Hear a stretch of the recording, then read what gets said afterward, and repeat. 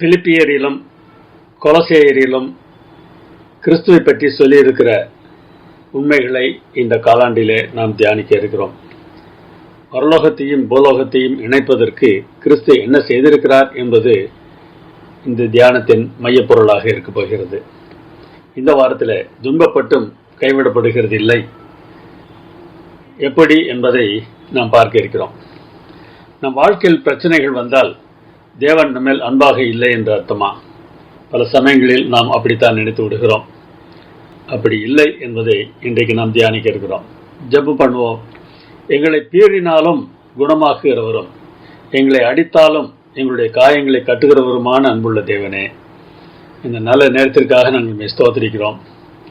நீர் எங்கள் மேல் அன்பு வைத்திருக்கிறீர் என்பதை புரிந்து கொண்டு எந்த சூழ்நிலையிலும் நீர் நல்லவரே என்பதை எங்களுடைய சொல்லிலும் செயலிலும் நாங்கள் காட்டுவதற்கு எங்களுக்கு உதவி செய்ய வேண்டுமாய் எங்கள் அருமைநாதர் இயேசு நாமத்தில் வேண்டுகிறோம் பரமபிதாவே, ஆமேன். சூசன்னா என்று ஒரு பெண்மணி இருந்தார். அவருடைய பிள்ளைகளாகிய ஜான், சார்ல்ஸ் என்பவரை நம்மில் அநேகருக்கு தெரியும். இந்த அம்மாவுக்கு 19 பிள்ளைகள். இன்றைய வசதிகள் இல்லாத அந்த காலத்தில் 18ஆம் நூற்றாண்டில் அவர்கள் எப்படி இந்த பிள்ளைகளை வளர்த்தார்கள் தெரியுமா? என்ன பிரச்சனை வந்தாலும் ஒரு துண்டை தலையில் போட்டுக்கொண்டு சமையல் அறையில் முழங்காற்படியிட்டு தேவனை நோக்கி ஜெபிப்பார்களாம். இதை பார்த்து வளர்ந்த பிள்ளைகள் தான் ஜான் வெஸ்லியும் சார்ல்ஸ் வெஸ்லியும். மெத்தடிஸ்ட் சபை தோன்றுவதற்கு முக்கிய காரணக்கர்த்தாக்கள் இவர்கள்தான். கஷ்டம், பிரச்சனை என்றெல்லாம் நாம் யோசித்துக் கொண்டே இருக்கலாம். ஆனால் இவற்றையெல்லாம் தீர்ப்பதற்கான ஒரே வழி தேவன்தான் என்பதை நாம் எப்பொழுது உணர்கிறோமோ அப்பொழுது நம்முடைய வாழ்க்கை மகிழ்ச்சியான வாழ்க்கையாக மாறும். பவுல் அப்போஸ்தலன் இதற்கு ஒரு நல்ல உதாரணம். எந்த நிலைமையிலும் தேவனை தேடலாம் என்பதற்கான உதாரண மனிதர் இவர். கிறிஸ்துவின் கைதியாக பவுல் இருந்தார். பிலிப்பியர், கொலோசேயர், எபேசியர், பிலமோன் ஆகிய நிருபங்கள் சிறைச்சாலை நிருபங்கள் என்று அழைக்கப்படுகின்றன. ஏனென்றால் சுமார் கிபி 60 முதல் 62 பவுல் ரோம சிறைச்சாலையில் இருந்தபோது அவை எழுதப்பட்டன.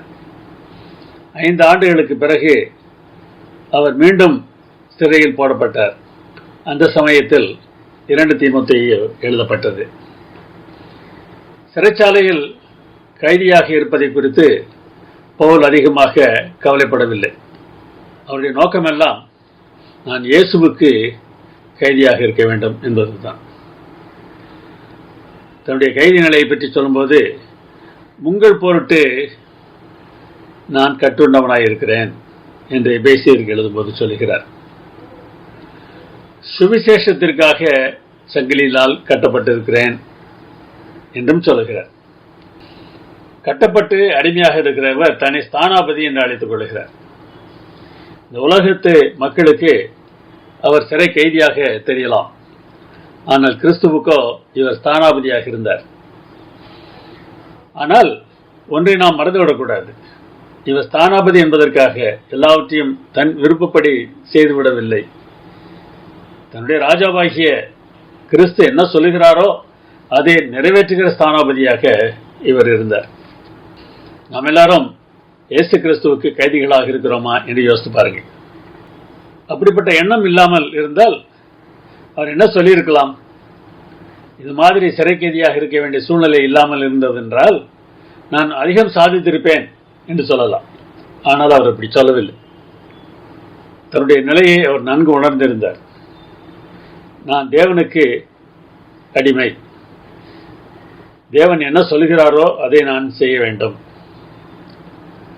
அதற்காக எனக்கு என்ன கஷ்டங்கள் வந்தாலும் பரவாயில்லை என்று நினைத்தவராக அவர் இருந்தார். பவுல் இந்த நிருபங்களை எழுதிய போது எந்த சிறைச்சாலையிலே இருந்தார்? மேமட்டீன் என்று ஒரு சிறைச்சாலை சொல்லுகிறார்கள். மரண தண்டனை கைதிகளை அங்கே வைப்பார்கள். மேமட்டீனில் 2 அறைகள் உண்டு. கேர்சர் என்று ஒரு அறை, அது அசௌகரியமான ஒரு சிற்றறை. நிலவரை ஒன்று இருந்தது, அதாவது பூமிக்கு அடியில் ஒரு அறை இருந்தது, துரியனம் என்று சொல்வார்கள். அது பட்டினி அறை. பட்டினி போட்டு கைதிகளை கொன்று விடுவார்கள். இன்னொரு சிறைச்சாலையும் இருந்தது, அது பிரீட்டோரியம் என்று சொல்வார்கள். ஒரு சிறைச்சாலை அல்ல. எங்கெல்லாம் ஆளுநருடைய அலுவலகங்கள் இருக்கின்றனவோ அங்கெல்லாம் இந்த சிறைகள் இருந்தன. ஆளுநருடைய அலுவலகத்தின் ஒரு பகுதியே சிறைச்சாலையாக இருக்கும். மேமற்றியனில் உள்ள கஷ்டங்கள் எல்லாம் இங்கே இருக்காது. கீழே இருக்கக்கூடிய 2 வசனங்களையும் பார்த்துவிட்டு இவர் எங்கே சிறையில் இருந்தார் என்பதை கண்டுபிடிங்கள் பார்ப்போம். அரமனை எங்கும் உள்ளவர்களுக்கு என் கட்டுகள் கிறிஸ்துவுக்குள்ளான கட்டுகள் என்று வெளியரங்கமானது. ராயனுடைய அரண்மனையில் உள்ள பரிசுத்தவான்கள் உங்களுக்கு வாழ்த்துதல் சொல்கிறார்கள். அப்படியானால் இது மேமற்றியனாக இருப்பதற்கு வாய்ப்பு இல்லை, பிரீட்டோரியமாக இருக்க வேண்டும். மேமற்றியனில் இது போன்ற செயல்கள் நடைபெறுவதற்கு வாய்ப்பு இல்லை. பிரீட்டோரியத்தில் தான் அரண்மனையில் இருக்கிற மற்றவர்களை எல்லாம் பார்ப்பதற்கான வாய்ப்பு இருந்தது. 2வது முறை சிறை வைக்கப்பட்ட போது அவர் கேசரியில் இருந்திருப்பார் என்று தெரிகிறது. சரி, இங்கே ஆளுநரின் அலுவலகத்தில் அவர் சிறை வைக்கப்பட்டிருந்ததால் அங்கே வந்து போகக்கூடிய அநேகரை, வேலை செய்யக்கூடிய அநேகரை பவுல் சந்திக்கக்கூடிய வாய்ப்பு கிடைத்தது. எனவே சிறைச்சாலை என்று அவர் பார்க்கவில்லை, இதையும் ஒரு ஊழிய களமாக அவர் பார்த்தார். நாம் எப்படிப்பட்ட கடினமான சூழ்நிலையில் இருந்தால் அதை பயனுள்ளதாக்க ஆண்டவரே நான் என்ன செய்ய வேண்டும் என்று ஆண்டவரிடத்தில் கேட்டு செயல்பட்டால் நாம் இருக்கிற சூழ்நிலையை குறித்து நாம் கவலைப்பட வேண்டிய அவசியம் இல்லை. பார்வை மாறினால் பாதை மாறும் என்று சொல்வார்கள். ஒரு குடும்பத்தில் அண்ணன் தம்பி 2 பேர் இருந்தார்கள். அண்ணன் குடிகாரன், தம்பி தொழிலதிபராக இருந்தார். இந்த அண்ணனிடம் நீங்கள் ஏன் இப்படி குடிக்கிறீர்கள் என்று கேட்டால் அவர் சொல்வார், என்னுடைய அப்பா தான் இதற்கு காரணம். அவர் ஒரு குடிகாரர், அவரை பார்த்து பார்த்து நானும் இப்படி மாறிவிட்டேன் என்று சொன்னார். தம்பியிடத்தில் நீங்கள் எப்படி தொழிலதிபர் ஆனீர்கள் என்று கேட்டபோது அதற்கு காரணம் என்னுடைய குடிகார அப்பா என்று சொன்னார். என்ன இவரும் இப்படி பதில் சொல்கிறாரே என்று கேட்டபோது, ஒருவர் எப்படியெல்லாம் இருக்கக்கூடாது என்பதை என் அப்பாவிடத்திலிருந்து கற்றுக்கொண்டேன். அவரை போல இல்லாததினால் நான் இப்பொழுது ஒரு தொழிலதிபராக இருக்கிறேன் என்று சொன்னார். பார்வை மாறினால் பாதை மாறும். நமக்கு நடக்கிற சம்பவங்களை மனதில் வைத்துக்கொண்டு இந்த சூழ்நிலையால் நான் இப்படி மாறிவிடுகிறேன் என்றெல்லாம் சாக்கு போக்கு சொல்லக்கூடாது. சூழ்நிலை எப்படிப்பட்டதாக இருந்தாலும் சரியான தீர்மானத்தை நாம் செய்தோம் என்றால் நம்முடைய பாதை மாறிவிடும். அதற்கு நம்முடைய பார்வை மாற வேண்டியது அவசியமாக இருக்கிறது. பவுலின் பார்வை வித்தியாசமானதாக இருந்ததுனால அவருடைய வாழ்க்கையும் வித்தியாசமானதாக இருந்தது. பவுலின் பார்வை எப்படி இருந்தது? காவலில் தான் பவுல் இருந்தார். ஆனாலும் அவர் எப்படி யோசித்தார் என்பதை நாம் கண்டுபிடிக்க வேண்டும். பவுல் பல்வேறு சமயங்களில் சிறைவாசம் அனுபவித்திருக்கிறார். பிலிப்பியில் நடந்த சம்பவம் வேதாகமத்தில் பதிவு செய்யப்பட்டுள்ள ஒரு சம்பவம். பிறகு எருசலேமில் சிறை வைக்கப்பட்டார். அங்கிருந்து சிசேரியாவுக்கு அனுப்பப்பட்டார். அதன் பிறகு ரோமுக்கு அனுப்பப்பட்டார். கொஞ்ச காலத்திற்கு பிறகு விடுதலை செய்யப்பட்ட அவர் மீண்டும் கைது செய்யப்பட்டு ரோமில் சிறை வைக்கப்பட்டார். இவர் இவ்வாறு கைது செய்யப்பட்ட நிலையில் இருந்த போதிலும் அதை குறித்து அவர் தேவன் மேல் குறைப்பட்டதாக நமக்கு தெரியவில்லை. எப்படி பவுலால் இதை தாங்கிக் கொள்ள முடிந்தது? அவருடைய தாங்குதிறன் எப்படி இருந்தது என்பதை பாருங்கள். 2 கொரிந்தியர் எழுதும்போது சொல்கிறார், நாங்கள் எப்பக்கத்திலும் நெருக்கப்பட்டு ஒடுங்கி போகிறதில்லை. எல்லா பக்கத்திலும் எங்களுக்கு நெருக்கம் இருக்கிறது. வெளியே இருக்கிறவர்களும் நெருக்குகிறார்கள், வீட்டிலே இருக்கிறவர்களும் நெருக்குகிறார்கள். எல்லாராலும் எங்களுக்கு தொல்லை இருக்கிறது. எல்லா பக்கத்திலும் இருந்து எங்களுக்கு தொல்லை இருக்கிறது. ஆனால் நாங்கள் ஒடுங்கி போக மாட்டோம். கலக்கம் அடையக்கூடிய சூழ்நிலை வருகிறது, ஆனால் எங்களுடைய மனம் முறிவடைந்து போகாது. துன்பம் வருகிறது, ஆனால் கைவிடப்பட்டதாக நாங்கள் நினைப்பதில்லை. கீழே தள்ளப்படுகிறோம், ஆனால் நாங்கள் மடிந்து போக மாட்டோம். மீண்டும் வீறு கொண்டு எழும்புவோம். அதற்கு காரணம் என்ன? கர்த்தராகிய இயேசுவினுடைய ஜீவனும் எங்கள் சரீரத்தில் விளங்கும்படிக்கு இயேசுவின் மரணத்தை எப்பொழுதும் எங்கள் சரீரத்தில் சுமந்து திரிகிறோம் என்று சொல்கிறார். இயேசுவின் வாழ்க்கை எங்கள் சரீரத்திலே வெளிப்படும். இயேசுவின் மரணத்தை எங்கள் சரீரத்திலே நாங்கள் சுமந்து திரிகிறோம். நாங்கள் எங்கள் ஆசை இச்சைகளை சிலுவையிலே அறைந்து நாங்கள் வெற்றி பெறுகிறோம். எங்களுடைய விருப்பம் என்ன என்று எங்களுக்கு முக்கியமில்லை. தேவனுடைய விருப்பம் என்ன என்பதுதான் எங்களுக்கு முக்கியமானது. அதனால் என்ன பிரச்சனை வந்தாலும் நாங்கள் கவலைப்பட போவதில்லை என்பது பவுலுடைய பார்வையாக இருந்தது. இதுக்கு இருந்த ஆர்வக்குரிய தன்மை என்ன தெரியுமா? நாங்கள் எங்களை தேவ ஊழியக்காரராக விளங்க பண்ணுகிறோம் என்று சொல்கிறார். எங்களால் மற்றவர்களுக்கு இடரல் உண்டாகக்கூடாது.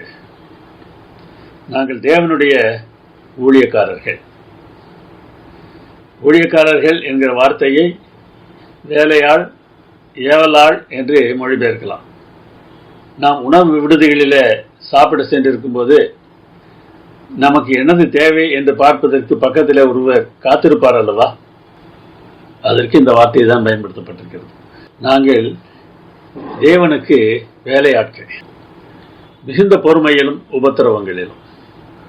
பொறுமை மனம் சம்பந்தப்பட்டது, உபத்திரவம் உடல் சம்பந்தப்பட்டது. இரண்டிலும் தாங்கு திறன் அவசியம், தாங்கக்கூடிய தன்மை அவசியம். அந்த தன்மை இருக்கிறது என்று சொல்கிறார். நெருக்கங்களிலும் இடுக்கண்களிலும் இந்த இரண்டும் தேவை சம்பந்தப்பட்டது. தேவைப்படுகிற சூழ்நிலை இருந்தாலும் நாங்கள் கவலைப்பட மாட்டோம். நெருக்கம் என்பது பொருள் தேவை, இடுக்கண் என்பது இட தேவை. அடிகளிலும் காவல்களிலும், அடி என்பது கொஞ்ச நேரம் கிடைக்கக்கூடிய ஒன்று, காவல் என்பது வெகு காலம் கிடைக்கக்கூடிய தண்டனை. எப்படிப்பட்ட சூழ்நிலையாக இருந்தாலும் நாங்கள் தேவனுடைய வேலையாட்கள் தான். கலகங்களிலும் பிரயாசங்களிலும், அழிவுக்கானது கலகம், ஆக்கத்திற்கானது பிரயாசம். இந்த முயற்சிகளிலே நாங்கள் செய்தாலும் சரி, மற்றவர்கள் செய்தாலும் சரி, சூழ்நிலையை நாங்கள் தேவனுக்கு வேலை செய்வதற்காக பயன்படுத்திக் கொள்வோம் என்று சொல்கிறார். கண் விழிப்புகளிலும் உபவாசங்களிலும் உறக்கம் இல்லாமல் இருக்கிறார்கள், உணவு இல்லாமல் இருக்கிறார்கள். கற்பிலும் அறிவிலும் சரியான செயலை செய்கிறார்கள், சரியான புரிதலை உடையவர்களாக இருக்கிறார்கள்.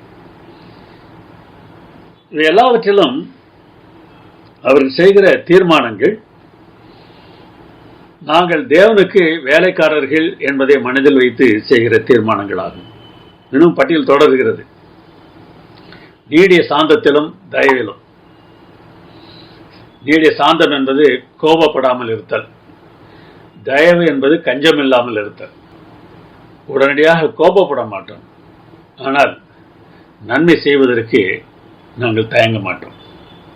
பரிசுத்த ஆவியிலும் மாயமற்ற அன்பிலும், ஆவியின் வரங்களில் குறைவற்றவர்களாக இருப்போம். ஆவியின் தன்மையாகிய அன்பு, மாயமற்ற அன்பில குறைவில்லாதவர்களாக இருப்போம் என்கிறார். சத்திய வசனத்திலும் திவ்ய பலத்திலும், பேச்சிலும் செயலிலும் நாங்கள் சிறந்து விளங்குவோம் என்று சொல்கிறார். நீதியாகிய வலது இடது பக்கத்து ஆயுதங்களை தரித்திருக்கிறதிலும், வலது பக்கு ஆயுதம் பட்டயம், வலது கையிலே பட்டயத்தை பிடித்திருப்பார்கள். இடது பக்கத்து ஆயுதம் கேடகம். இங்கே பட்டயத்தையும் கேடகத்தையும் பிடித்தவர்களாக அவர்கள் இருக்கிறார்கள். பட்டயம் என்பது தேவனுடைய வார்த்தை, கேடகம் என்பது விசுவாசம். சாத்தானை தாக்குவதற்கான ஆயுதமும், சாத்தானின் தாக்குதல்களை தாங்குவதற்கான ஆயுதமும் எங்கள் கையில் இருக்கின்றன என்று சொல்கிறார். கனத்திலும் கனவீனத்திலும், மற்றவர்கள் எங்களை மதித்தாலும் சரி, அவமதித்தாலும் சரி, நாங்கள் தேவனுக்கே வேலை செய்வோம். துர்க்கீர்த்தியிலும் நற்கீர்த்தியிலும் எங்களுக்கு கெட்ட பெயரை உண்டாக்கினாலும் சரி, நல்ல பெயரை உண்டாக்கினாலும் சரி, நாங்கள் தேவனுடைய வேலையாட்களாக எங்களை விளங்க பண்ணுகிறோம் என்று சொல்கிறார். இதுதாங்க பவுலுடைய தீர்மானங்களுக்கு காரணம். என்ன நேரிட்டாலும் நான் தேவனுடைய வேலையாளாக செயல்படுவேன், தேவனுடைய பணியாளாக செயல்படுவேன் என்று பவுல் சொல்கிறார். அடுத்து 8ஆம் வசனத்திலிருந்து 10ஆம் வசனம் வரை 7 சூழ்நிலைகளில் மற்றவர்கள் தன்னை குறை சொல்வதையும் ஆனால் தான் அப்படி இல்லை என்பதையும் அவர் சொல்லுகிறார். எத்தர் என்னப்பட்டாலும், எத்தர் என்றால் ஏமாற்றுகிறவர், என்னை ஏமாற்றுகிறவர் என்று மற்றவர்கள் சொன்னாலும் நான் நிஜஸ்தர். அறியாதவர்கள் என்னப்பட்டாலும், எங்களுக்கு ஒன்றும் தெரியாது என்று சொல்கிறார்கள், ஆனால் நாங்கள் நன்றாய் அறிந்தவர்கள். சாகிறவர்கள் என்னப்பட்டாலும் உயிரோடு இருக்கிறவர்கள். தண்டிக்கப்படுகிறவர்கள் என்னப்பட்டாலும் கொல்லப்படாதவர்கள். துக்கப்படுகிறவர்கள் என்னப்பட்டாலும் சந்தோஷப்படுகிறவர்கள். தரித்திரர் என்னப்பட்டாலும் அநேகரை ஐஸ்வர்யவான்கள் ஆக்குகிறவர்கள். ஒன்றுமில்லாதவர்கள் என்னப்பட்டாலும் சகலத்தையும் உடையவர்கள். மற்றவர்கள் என்னையும் என் நண்பர்களையும் பார்த்து இப்படியெல்லாம் சொல்லுகிறார்கள், நாங்கள் அப்படி இல்லை, குறைப்பவர் குறைக்கட்டுமே, எனக்கு என்ன நஷ்டம் என்ற பார்வை உடையவர்களாக நாம் இருக்க வேண்டும். நம்முடைய பார்வை மாறினால்தான் பாதையும் மாறும். எந்த கலக்கம் வந்தாலும் நாம் மனமுறிய வேண்டிய அவசியம் இல்லை. மேற்கு ஆப்பிரிக்க அட்லாண்டிக் பெருங்கடலிலே கேப் வர்டி என்று ஒரு இடம் இருக்கிறது. 2012ஆம் ஆண்டு மார்ச் மாதம் 15ஆம் தேதி அங்கே அன்டோனியோ மான்டெய்ரோ என்கிற அட்வென்டிஸ்ட் போதகர் கைது செய்யப்பட்டார். அவருடைய பிரச்சனை என்ன தெரியுமா? முன்பின் தெரியாத ஒருவருக்கு அவர் உதவி செய்தார். அந்த நபர் ஒரு குற்றவாளி, அவர் கைது செய்யப்படுகிறார். அவன் தன்னுடைய குற்றத்தை இந்த அன்டோனியோ மேல் சுமத்தி விடுகிறான். என இவர் கைது செய்யப்பட்டார். செய்யாத தவறுக்கு தண்டனை என்பது போல சிறையில் அடித்து விட்டார்கள். ஆனால் தனி வாழ்விலே அவர் தேவனை நம்புகிறவர், தேவனோடு நடக்கிறவர். ஏன் எனக்கு இது என்று அவர் கேட்கவில்லை. இந்த சூழ்நிலையில் நான் என்ன செய்ய வேண்டும் என்று கேட்டார். அதைத்தான் முன்பே சொன்னேன், பார்வை மாறினால் பாதை மாறும். ஏன் எனக்கு நான் உமக்கு ஊழியம் செய்தேனே, எனக்கு ஏன் இந்த துன்பம் என்று அவர் கேட்டிருந்தார் என்றால் அவர் தேவனை விட்டு வழி விலகி செல்வதற்கான வாய்ப்பு கூட இருந்தது. ஆனால் இந்த சூழ்நிலையில நான் என்ன செய்ய வேண்டும் என்ற கேள்வியை கேட்டார். அந்த சிறைச்சாலை எப்படி இருந்தது என்பதை நீங்கள் புரிந்து கொள்வதற்கு ஒரே ஒரு சூழ்நிலையை மாத்திரம் சொல்லுகிறேன். ஒரு சிறிய அறை, அந்த அறையில் 5 பேர் இருக்கலாம் என்றால் 20 பேர் அங்கே அடைக்கப்பட்டிருந்தார்கள். கழிவறை கிடையாது, நடுவில் ஒரு வாளி வைத்திருப்பார்கள். அந்த வாளியைத்தான் கழிவறையாக அவர் பயன்படுத்த வேண்டும். ஒதுக்குப்புறம் கிடையாது. எல்லோருக்கும் முன்னராக அவர்கள் தங்கள் கழிவுகளை கழிக்க வேண்டும். எப்படி இருந்திருக்கும் என்று யோசித்து பாருங்கள். ஆனால் இவர் என்ன பார்வையை உடையவராக இருந்தார்? தேவன் எனக்கு ஒரு சிறப்பு வேலையை வைத்திருக்கிறார், நான் அதை செய்ய போகிறேன். அங்கே இருந்த கைதிகளுக்கு ஆண்டவரை பற்றி பேச ஆரம்பித்தார், சொல்லிக் கொடுக்க ஆரம்பித்தார். இவர் கைதாக கூடிய சூழ்நிலை ஏற்படுத்திய அந்த குற்றவாளி அதே சிறைக்கு வருகிறார். உன்னாலே இந்த நிலை எனக்கு வந்துவிட்டது என்று அவனை திட்டவோ அவனை முறைக்கவோ இந்த போதகர் செய்யவில்லை. அதற்கு பதிலாக நான் உன்னை மன்னிக்கிறேன் என்று மன்னித்து அவனிடத்தில் அன்பாக நடந்து கொண்டார். இதுதாங்க ஊழியம். பேசுவதல்ல, கருத்து சொல்வதல்ல, மற்றவர்களை நாம் எப்படி நடத்துகிறோம் என்பதுதானே ஊழியம். இவர் இப்படி செயல்படுவதை பார்த்த கைதிகள் மத்தியிலே ஒரு பெரிய மாற்றம் நிகழ்ந்தது. அதற்கு முன்னராக ஒருவரை ஒருவர் குறை சொல்லி சண்டையிடுவார்கள், அதெல்லாம் குறைய ஆரம்பித்தது. 22 மாதங்கள் அவர் சிறையில் இருந்தார். அந்த காலகட்டத்தில் ஜெனரல் கான்ஃபரன்ஸ் முயற்சி செய்து அவர் மேல் குற்றமில்லை என்பதை நிரூபித்து அவர் விடுதலை செய்யப்படுவதற்கு வழிவகுத்தது. 2014ஆம் ஆண்டு ஜனவரி மாதம் 13ஆம் தேதி அவர் விடுதலை செய்யப்பட்டார். நமக்கு பிரச்சனைகள் வரலாம். எனக்கு ஏன் இந்த பிரச்சனையை தேவன் அனுமதித்தார் என்று தேவனை குற்றவாளியாக பார்க்காமல், ஆண்டவரே எனக்கு இங்கே என்ன வேலை வைத்திருக்கிறீர் என்று அவர் கேட்டதுனால அருமையான ஒரு வேலையை அவர் செய்தார். நம்முடைய பார்வை மாறினால் நம்முடைய பாதை மாறும். துன்பத்திலும் ஊழியம் நடத்துவதற்காக என்ன இடம் இருக்கிறது என்று நாம் பார்க்கலாம் அல்லவா? பவுல் அப்படி பார்த்தார். பிலிப்பிக்கு பவுல் எப்படி சென்றார், அங்கே என்ன ஊழியம் செய்தார் என்பதை நாம் சுருக்கமாக வேகமாக பார்க்க முயற்சி செய்வோம். திரையில தெரிகிற அந்த வரைபடத்தை பாருங்கள்.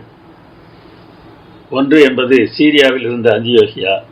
அங்கே இருந்துதான் பவுலும் சீலாவும் ஊழியத்திற்கு புறப்பட்டார்கள். 2 என்பது லீஸ்திரா. அங்கே தீமோத்தேயு என்கிற வாலிபன் அவர்களோடு சேர்ந்து கொள்கிறார். 3 என்பது பிசிதியாவில் இருந்த அந்தியோகியா. அங்கே இருந்து 4 என்று சுட்டி காட்டப்பட்டிருக்கிற ஆசியாவுக்கு செல்கிறார்கள். அங்கே இருந்துவிட்டு ஆசியாவிலிருந்து 5ஆம் எண் காட்டுகிற மீசியாவுக்கு செல்கிறார்கள்.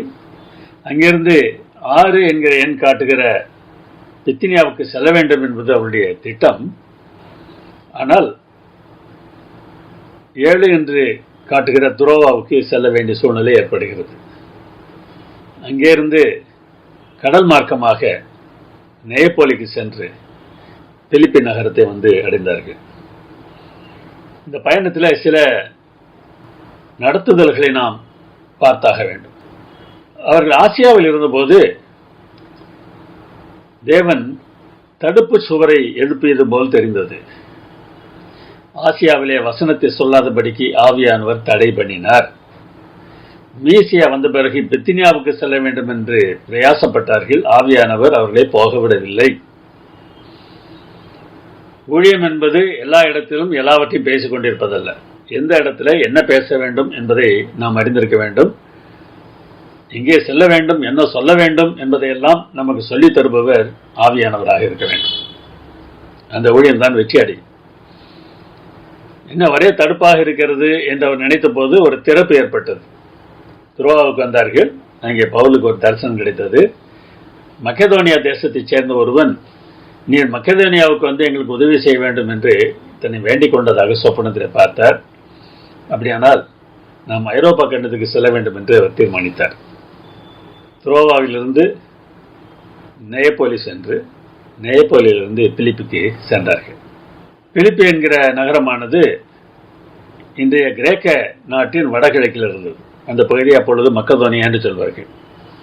கடற்கரைக்கு அருகில் அந்த நகரம் இருந்தாலும் நிலப்பகுதியில் உள்ளேதான் அது இருந்தது. உள்ளே இருந்த சமவெளியில அந்த நகரம் இருந்தது. சமவெளி என்றால் மலைகளுக்கு இடையே இருக்கக்கூடிய சமமான பகுதி.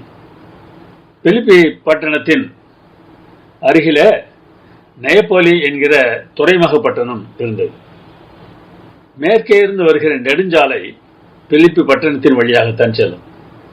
ஐரோப்பாவையும் ஆசியாவையும் இணைக்கிற முக்கியமான பாதையாக அந்த பாதை இருந்தது. படத்தில் அந்த சிவப்பு புள்ளியில் போடப்பட்டிருக்கிறது பாருங்க. பிலிப்பியிலிருந்து நெயப்போலி நெயப்போலியிலிருந்து துரோவா சென்று அங்கே இருந்து அவர்கள் ஆசியா கண்டத்திற்கு உள்ளே செல்வார்கள். பிலிப்பி பட்டணத்தின் சுற்றுப்புற சமவெளியை பார்ப்போம். 4 மலைகள் அங்கே இருக்கின்றன. ஓர்பெலோஸ், ஓர்விலோஸ், பாங்கையோன், சிம்போலான். இந்த பாங்கையோன் மலைப்பகுதியில் தான் வெள்ளி சுரங்கங்களும் தங்க சுரங்கங்களும் இருந்தன.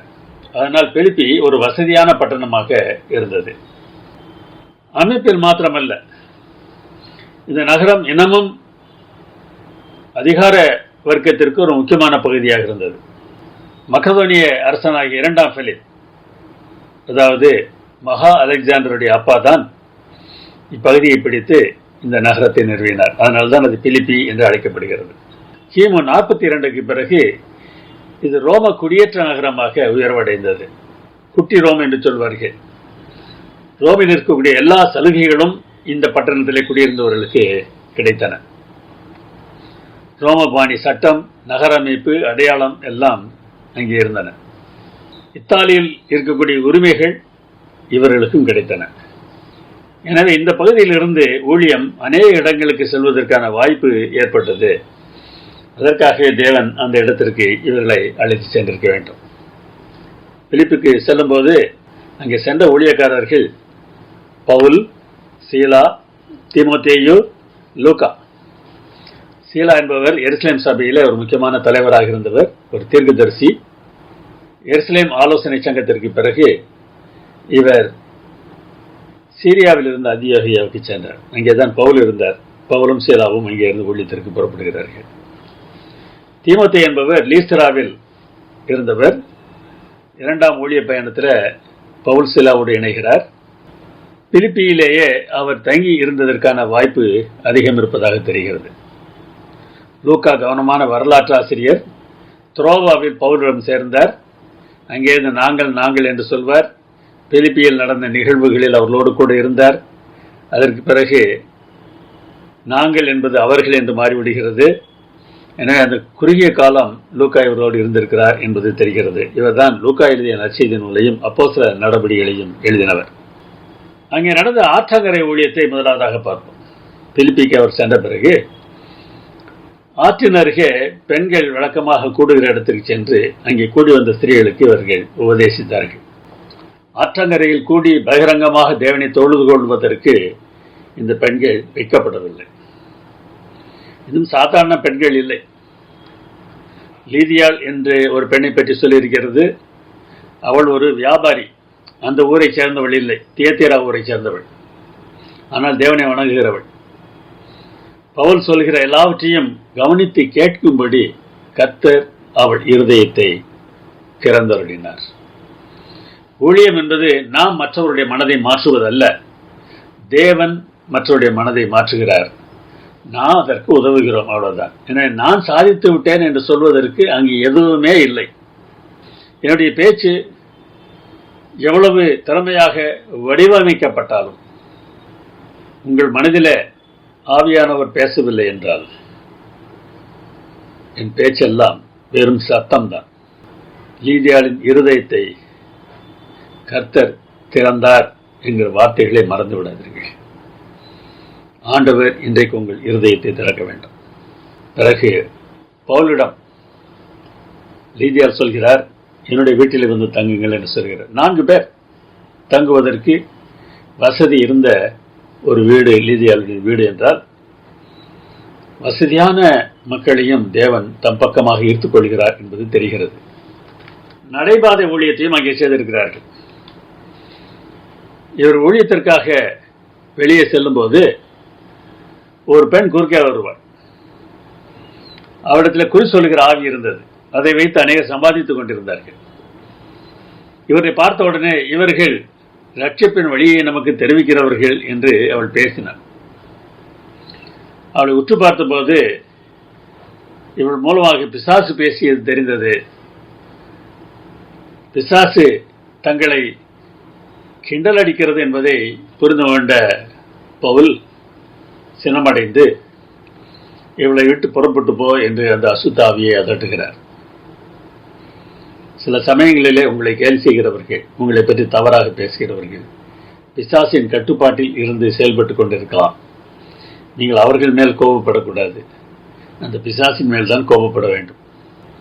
ஆனால் இந்த நடைபாதை ஊழியத்தின் மூலமாக பிசாசு பிடித்திருந்த ஒரு பெண் அதிலிருந்து விடுதலை பெற்று இயேசுவை தன் இரட்சகராக ஏற்றுக்கொள்ளக்கூடிய ஒரு சூழ்நிலை ஏற்பட்டது. சிறைச்சாலை ஊழியமும் அங்கே நடந்தது. இப்படி அந்த பெண்ணிடம் இருந்த பிசாசை பவுல் துரத்தி விட்டதுனால அந்த பெண் மூலமாக சம்பாதித்துக் கொண்டிருந்தவர்களுக்கு கஷ்டமாக இருந்தது. எனவே சவுலையும் சீலாவையும் பிடித்து அடித்து சிறைச்சாலையை போட்டு விடுகிறார்கள். அந்த சிறைச்சாலையில் அவர்கள் இருந்தபோது தேவனை துதித்து பாடுகிறார்கள். திடீரென்று நில அதிர்ச்சி உண்டாகிறது. பூட்டுகள் உடைந்து விட்டன. சிறைச்சாலை அதிகாரி தன்னைத்தானே மாய்த்துக் கொள்வதற்கு முயற்சி எடுக்கிறான். அப்பொழுது பவுலும் சீலாவும் அவனிடத்தில் ஓடி வந்து, நாங்கள் இங்கேதான் இருக்கிறோம், தப்பி போய்விடவில்லை, உனக்கு ஒன்றும் கெடுதி செய்து கொள்ளாதே என்று சொல்கிறார்கள். அப்பொழுது ஆண்டவமாரை ரட்சிக்கப்படுவதற்கு நான் என்ன செய்ய வேண்டும் என்ற கேள்வியை கேட்கிறான். திடீரென்று சிறைப்பட்டவர்களிடத்தில் ரட்சிக்கப்படுவதற்கு நான் என்ன செய்ய வேண்டும் என்ற கேள்வியை ஒரு மனிதன் கேட்கிறான் என்றால் அதற்கு காரணம் என்னவாக இருக்க வேண்டும்? ஆவியானவர் ஏற்கனவே அவனுடைய உள்ளத்திலே பேசியிருக்கிறார். என்ன வழி என்று அறியாமல் இருந்த அவன் யாரிடத்தில் கேட்பது என்று புரிந்து கொண்டு அந்த கேள்வியை கேட்கிறான். அப்பொழுது அப்போஸ்தலர் பதில் சொல்கிறார், கர்த்தராகிய இயேசு கிறிஸ்துவை விசுவாசி, அப்பொழுது நீயும் உன் வீட்டாரும் ரட்சிக்கப்படுவீர்கள். மறுபடியும் பாருங்க, ஆண்டவர் ஆயத்தம் செய்திருக்கிறார். தேவன் தம்முடைய ஊழியரை ஒரு இடத்திற்கு அனுப்புவதற்கு முன்பே அந்த இடத்தில் அனைத்தையும் தயார் செய்து விடுகிறார் என்பதை நாம் மறந்துவிடக்கூடாது. வேலை செய்வது நாம் அல்ல, தேவன் என்பதை நாம் எப்பொழுதும் மனதில் வைத்திருக்க வேண்டும். சதர்ன் டைடிங்ஸ் என்கிற அட்வென்டிஸ்ட் பத்திரிகையில் 1981 அக்டோபர் மாதம் 1 ஒரு செய்தி போட்டிருந்தார்கள். போதகர் ஜேம்ஸ் பெஸ்ட் என்பவரை மர்ஃபீஸ்பரோ என்கிற பகுதிக்கு ஊழியத்திற்கு செல்லும்படி அலுவலகத்திலிருந்து சொன்னார்கள். அங்கே ஹாவர்ட் எவரெட் என்ற ஒரு நபர் இருக்கிறார். அவரை சந்தித்து அவரிடத்தில் பேசி சத்தியத்தை அவருக்கு சொல்லுங்கள் என்று சொல்லி அனுப்பினார்கள். அவர் எங்கே இருக்கிறார் என்கிற முகவரி தெரியாது, அவருடைய தொலைபேசி எண் தெரியாது. என்ன செய்வது என்று யோசித்து கொண்டே வந்த ஜேம்ஸ் பெஸ்ட் அங்கே ஒரு தொலைபேசி கூண்டை பார்த்தார். அந்த தொலைபேசி கூண்டுக்குள்ளாக ஒரு புத்தகம் இருக்கும், தொலைபேசி எண் புத்தகம் இருக்கும். இப்பொழுது அப்படியெல்லாம் இருப்பதில்லை. அந்த புத்தகத்தில் யாரெல்லாம் தொலைபேசி வைத்திருக்கிறார்களோ அவருடைய பெயரும் எண்ணும் போடப்பட்டிருக்கும். ஏன்னா இந்த ஹாவர்ட் எவரெட்டுடைய பெயர் இருக்கிறதா என்று அவர் தேடி பார்த்து கொண்டிருந்தார். அப்பொழுது அந்த கூண்டுக்கு வெளியே இருந்து ஒரு எட்டி பார்த்தார். யாரை தேடுகிறீர்கள் என்று கேட்டார். ஹாவர்ட் எவரெட் என்று பதில் சொன்னார் போதகர் ஜேம்ஸ் பெஸ்ட். அது நான் தான், வெளியே வாருங்கள் என்று அவரை அழைத்தார். சரியான நேரத்திற்கு ஹாவர்ட் எவரெட்டை அந்த தொலைபேசி கூண்டுக்கு அழைத்து வந்தது யார்? தொலைபேசி கூண்டுக்குள்ள போய் தொலைபேசி எண் புத்தகத்தை எடுத்து அந்த பெயரை தேடும்படி போதகரை தூண்டியது யார்? தேவனுடைய ஊழியத்தில் தேவனுடைய நடத்துதல் நமக்கு இருக்க வேண்டும். அந்த நடத்துதல் இருக்கிறது என்றால் அடித்து உதைத்து சிறைச்சாலையில் போட்டாலும் அங்கேயும் எனக்கு ஒரு ஊழியம் இருக்கிறது என்றுதான் தேவனுடைய பிள்ளை நினைப்பானே தவிர, ஏன் ஆண்டவரே எனக்கு இந்த கஷ்டம் என்று கேட்க மாட்டான். கேட்டிருக்கலாம், நாங்கள் ஆசியாவுக்கு செல்ல வேண்டும் என்று ஆசைப்பட்டோம், பித்தீனியாவுக்கு செல்ல வேண்டும் என்று ஆசைப்பட்டோம், இங்கே அழைத்து வந்து எங்களை சிறைச்சாலையில் தள்ளிவிட்டீர் ஆண்டவர் என்று சொல்லியிருக்கலாம். ஆனால் இந்த பிள்ளைகள் என்ன செய்து கொண்டிருந்தார்கள்? நடுராத்திரியிலே பவுலும் சீலாவும் ஜெபம் பண்ணி தேவனை துதித்து பாடினார்கள். காவலில் வைக்கப்பட்டவர்கள் அதை கேட்டுக்கொண்டிருந்தார்கள். இந்த சிறைச்சாலை அதிகாரி தான் என்று இல்லை, இவர் பாடுகிற பாடலை காவலில் வைக்கப்பட்டிருந்த மற்ற கைதிகளும் கேட்டுக்கொண்டிருந்தார்கள். நம்மால் இதை செய்ய முடியுமா? தேவன் நல்லவர் என்பதை உணர்ந்திருந்தால் நிச்சயமாக நம்மால் அப்படி செய்ய முடியும். நீங்க சொல்லுவோமா? தேவன் நல்லவர். எல்லா காலங்களிலும் எல்லா சூழ்நிலைகளிலும் என்ன நேரிட்டாலும் தேவன் நல்லவர். நான் அதற்கு சாட்சி. கொலோசை பட்டணத்திற்கும் ஊழியம் சென்றது. அது எப்படி சென்றது என்பதை நாம் அடுத்து பார்ப்போம். பவுலுக்கும் கொலோசைக்கும் என்ன தொடர்பு இருந்தது? திரையில தெரிகிற படத்தை பாருங்கள். வலது ஓரத்தில் இஸ்ரவேல் தேசம் இருக்கிறது. அங்கேதான் சீரியா அந்தியோகியா அதன் வடபகுதியிலே இருக்கிறது. ஆசியா மைனர் என்று நாம் அழைக்கிற, அல்லது சின்ன ஆசியா என்று அழைக்கிற, இப்பொழுது துருக்கி என்று அழைக்கிற அந்த பகுதியில் தான் கொலோசையும் எபேசுவும் இருந்தன. எபேசுவிலே கிட்டத்தட்ட 3 ஆண்டுகள் பவுல் ஊழியம் செய்திருக்கிறார். அந்த சமயத்தில் அநேகர் தொடப்பட்டிருக்கிறார்கள். எபேசுவிலிருந்து சென்றவர்கள் தான் கொலோசையில சபையை துவங்கி இருக்கிறார்கள். நாம் ஏற்கனவே பார்த்த பிலிப்பி பட்டணம் எங்கே இருக்கிறது என்பதையும் படத்தில் பார்த்துக் கொள்ளுங்கள். பிலிப்பிக்கு எழுதிய நிருபத்தையும் கொலோசைவுக்கு எழுதின நிருபத்தையும் தான் இந்த காலாண்டிலே நாம் படிக்கப் போகிறோம்.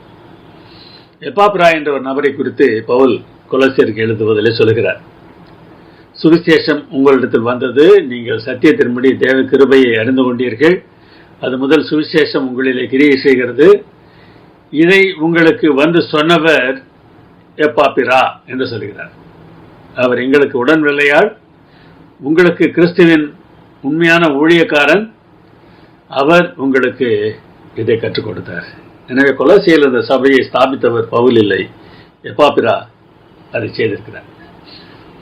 எப்பாப்பிரா மாத்திரமில்லை, இன்னொரு நபரும் பவுலத்தில் நேரடியாக சத்தியத்தை கேட்டவர் அங்கே இருக்கிறார். அவருடைய பெயர் பிலேமோ. இந்த பிலேமோனும் பவுலிடத்தில் நேரடியாக சுவிசேஷத்தை கேட்டவர்.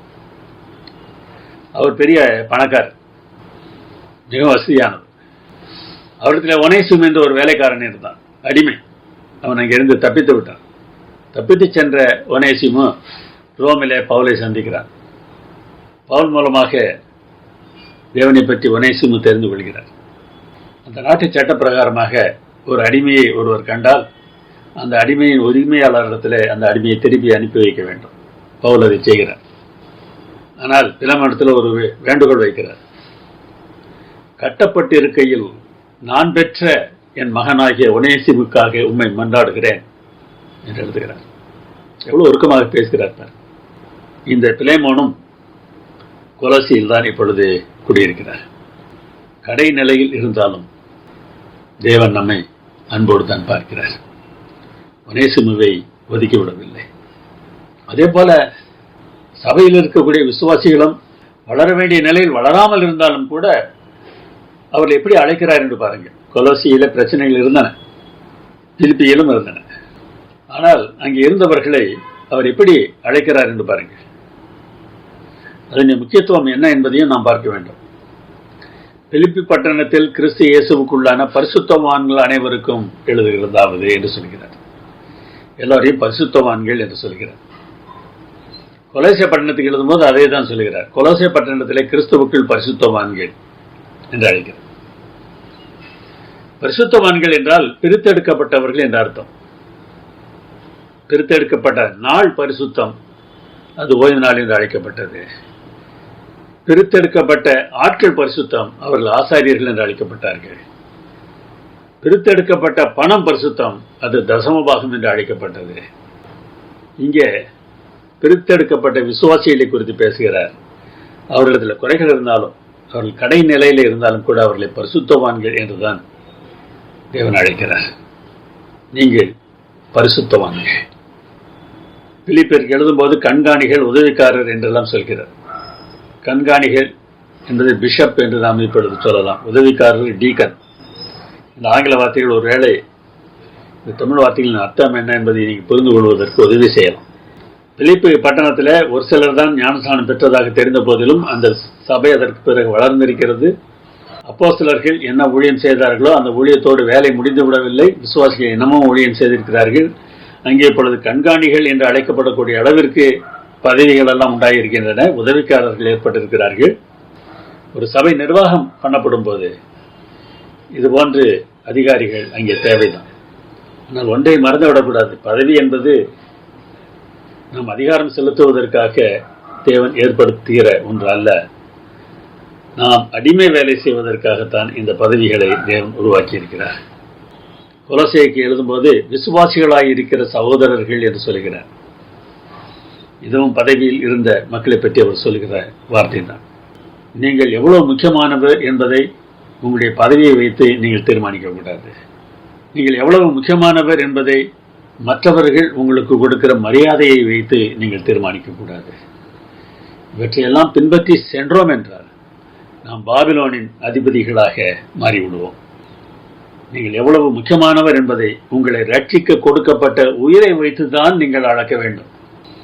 இயேசு கிறிஸ்து எவ்வளவு முக்கியமானவரோ அவ்வளவு முக்கியமானவர். அவருக்கு நாம் முக்கியமானவர்கள். மற்றவர்களை பற்றி நாம் கவலைப்பட வேண்டிய அவசியம் இல்லை. ஏற்கனவே நாம் பார்த்தோம் அல்லவா, குறைக்கிறவர் குறைக்கட்டும். நாம் அமைதியாகத்தான் செல்ல வேண்டும். ஒரு கதை சொன்னார். ஒரு கழுதை புல் தரையை பார்த்து இந்த புல் நீல நிறமாக இருக்கிறது என்று சொன்னதாம். அதை கேட்டுக்கொண்டிருந்த புலி அது நீல நிறம் இல்லை, பச்சை நிறம் என்று சொன்னதாம். இரண்டுக்கும் வாக்குவாதம் உண்டாயிற்று. இந்த இரண்டு பேரும் சிங்கராஜாவிடத்தில் சென்றார்கள். சிங்கராஜா அதை கேட்டுவிட்டு புல் நீல நிறம்தான், புலி உனக்கு தண்டனை 3 நாட்கள் நீ பேசக்கூடாது, வாய் திறக்கக்கூடாது என்று தண்டனை கொடுத்ததாம். கழுதை போன பிறகு புலி சிங்கத்தை பார்த்து, ராஜா புல் பச்சை நிறம் தானே, ஏன் இப்படி தீர்ப்பு சொன்னீர்கள் என்று கேட்டதாம். புல் பச்சை நிறம் தான், யார் இல்லை என்று சொன்னது. ஆனால் நீ புலி, கழுதையிடம் போய் போராடக்கூடாது, கழுதையை சொல்லிவிட்டு போகட்டும். நீ அப்படி கழுதையுடன் சண்டை போடக்கூடாது, அது உன்னுடைய தவறு என்பதை உணர்த்தத்தான் உனக்கு 3 நாட்கள் பேசாமல் இருக்கும் தண்டனையை கொடுத்தேன் என்று சிங்கம் சொன்னதான். பல சமயங்களில் புலிகள் கழுதையோடு சண்டை போடக்கூடாது. தங்களுடைய மதிப்பு தங்கள் தேவனிடத்தில் இருக்கிறது என்றுதான் பார்க்க வேண்டுமே தவிர, மனிதர்களிடத்திலிருந்து மதிப்பு வருகிறது என்று எண்ணுகிற அறிவீனத்தை நாம் வைத்திருக்கக்கூடாது. தேவன் நமக்கு சொல்லியிருக்கிற ஆசீர்வாதமான வார்த்தைகளை நினைத்து பாருங்கள். நான் உன்னை விட்டு விலகுவதும் இல்லை, உன்னை கைவிடுவதும் இல்லை. மனிதர் நம்மை விட்டு விலகினால் என்ன, மனிதர் நம்மை கைவிட்டால் என்ன, தேவன் நமக்கு தேவையான எல்லாவற்றையும் தருவார். தேவன் பார்த்துக் கொள்வார். இதோ உலகத்தின் முடிவு பரியந்தம் சகல நாட்களிலும் நான் உங்களுடன் கூட இருக்கிறேன் என்று சொல்லியிருக்கிறார். அவர் என்னோடு இருக்கும்போது வேறு எவர் இருந்தால் என்ன, இல்லாமல் போனால் என்ன, யார் முக்கியம் என்பதை நமக்கு உணர்த்துவதற்காக கூட சில சமயங்களில் நாம் நினைக்கிறபடி சூழ்நிலைகள் இல்லாமல் போகலாம். நம்முடைய வாழ்க்கையில் தேவன் மாத்திரமே முக்கியமானவர் என்பதை எப்பொழுதும் நாம் மனதில் வைத்திருக்க வேண்டும். அப்பொழுது கர்த்தருக்குள் சந்தோஷமாக இருக்கிறவர்களாக நாம் இருப்போம். எப்பொழுதும் சந்தோஷமாயிருங்கள், சந்தோஷமாயிருங்கள் என்று மறுபடியும் சொல்கிறேன் என்று பவுல் சொல்கிறார்களா? அப்படிப்பட்ட சந்தோஷம் நமக்கு இருக்க வேண்டும் என்றால் அந்த சந்தோஷம் எங்கே இருக்கிறது? கர்த்தருக்குள் என்று பவுல் எழுதுகிறார். சங்கீதக்காரர் சொல்வதை பாருங்கள். உம்முடைய சமூகத்தில் பரிபூரண ஆனந்தமும் உம்முடைய வலது பார்சத்தில் நித்திய பேரின்பமும் உண்டு. இந்த சந்தோஷத்தை பற்றி சொல்லும்போது 2 வார்த்தை பயன்படுத்துகிறார். பரிபூரணம், நித்தியம். குறைவே இல்லாதது பரிபூரணம், எல்லா காலங்களிலும் இருக்கும், அது நித்தியம். இந்த ஆனந்தமும் பேரின்பமும் நமக்கு கிடைக்க வேண்டும் என்றால் நாம் எங்கே இருக்க வேண்டும்? தேவனுடைய சமூகத்தில் இருக்க வேண்டும். இன்று ஜெபித்தீர்களா என்று நான் கேட்கப் போவதில்லை. இன்று உங்கள் தேவனிடம் நீங்கள் பேசினீர்களா என்று கேட்க ஆசைப்படுகிறேன். பேசுதல் என்றால் நீங்கள் அவரிடத்தில் பேச, அவர் உங்களிடத்தில் பேச, உரையாடல், அதுதான் ஜெபம். அப்படிப்பட்ட ஜெபத்தை உடையவர்களாக நீங்கள் இருக்கிறீர்களா? தேவனுடைய பிரசன்னம் உங்களோடு இருக்கிறது என்கிற எண்ணம் இருக்கும் என்றால் எந்த சூழ்நிலையிலும் நீங்கள் சந்தோஷமாக இருக்கலாம். ரஷ்ய மன்னரின் உடன் பிறந்தவருடைய மகள் கிறிஸ்துவை ஏற்றுக்கொண்டார். அவரும் கிறிஸ்தவர் தான், ஆனால் பெயர் கிறிஸ்தவர். இந்த பெண்மணி இயேசுவை தன் இரட்சகராக ஏற்றுக்கொண்ட போது அதை குறித்து மிகுந்த சந்தோஷமாக பேசி வந்தார். மன்னருக்கு கோபம் வந்தது. தன்னுடைய அதிகாரிகளை அழைத்து, இவளை கொண்டு போய் சிறைச்சாலையில் அடையுங்கள், 24 மணி நேரம் அவள் சிறையில் இருக்கட்டும், அதற்கு பிறகு அழைத்து வாருங்கள் என்று சொல்லி அனுப்பி வைத்தார். 24 மணி நேரத்திற்கு பிறகு அந்த பெண்ணை அழைத்து வந்தார்கள். அரசு சபையில் இனி என்ன நினைக்கிறாய் என்று கேட்டாராம். அப்பொழுது அந்த பெண் சொன்னார், பேரரசரின் சபையில் இதுவரை எனக்கு கிடைத்த மகிழ்ச்சியை விட அதிகமான மகிழ்ச்சி இருட்டறையில் என் தேவனுடன் இருந்தபோது நான் பெற்றுக்கொண்டேன். இருட்டறையா? பரவாயில்லை, என் தேவன் என்னோடு இருக்கிறார், என் தேவன் என்னோடு இருக்கிறார். அவருடைய சமூகத்தில் எனக்கு பரிபூரண ஆனந்தம் இருக்கிறது. அவருடைய வலது பார்சத்தில் எனக்கு நித்திய பேரின்பம் இருக்கிறது. நான் துன்பப்பட்டும் கைவிடப்படுகிறதில்லை. என் தேவன் என்னோடு இருக்கிறார். ஜெபம் பண்ணுவோம். எங்கள் நலப்பிதாவே, என்னுடைய கஷ்டமான நேரங்களில் நீர் எங்களோடு இருக்கிறீர் என்பதை புரிந்து கொள்வதற்கு எங்கள் மனக்கண்களை திறந்தரல வேண்டுமாய் எங்கள் அருமையானவர் இயேசு நாமத்தில் வேண்டுகிறோம் பரமபிதாவே. ஆமென்.